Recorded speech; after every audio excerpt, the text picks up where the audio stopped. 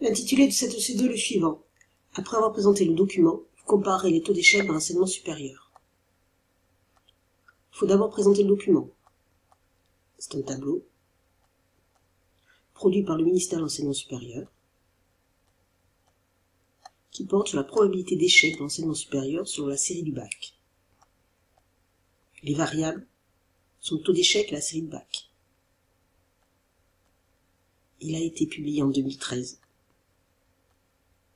La population étudiée est une partie des élèves entrés en 6e en 1995 dans un collège public ou privé.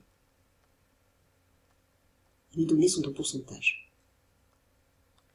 On va maintenant analyser le document et d'abord analyser le sens de la consigne. Ici c'est comparer. Cela veut donc dire qu'il faut mettre en évidence les différences et les points communs. On peut alors reformuler la question. La probabilité d'échouer dans l'enseignement supérieur est-elle indépendante de la série de bac ou est-elle très variable selon la série de bac? On peut maintenant travailler sur le document. On a donc le taux d'échec selon la série de bac. Par exemple, sur 100 élèves entrés en 6e dans un collège privé ou public en 1995 et qui ont eu le bac, 20 ont échoué dans l'enseignement supérieur. Bien. 12% des élèves entrés en 6e dans un collège privé ou public en 1995 et qui ont eu le bac ES ont échoué dans l'enseignement supérieur.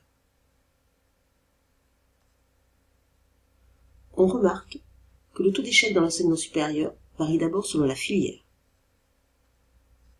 Le taux d'échec dans l'enseignement supérieur de 55% pour les bacs pro, de 10% pour les bacs généraux et de 30% pour les bacs techno. Il y a donc des écarts très importants. Ainsi, le taux d'échec dans l'enseignement supérieur des bacs généraux est 3 fois plus faible que celui des bacs techno et près de 6 fois plus faible que celui des bacs pro. On remarque aussi que le taux d'échec dans l'enseignement supérieur varie selon le type de bac.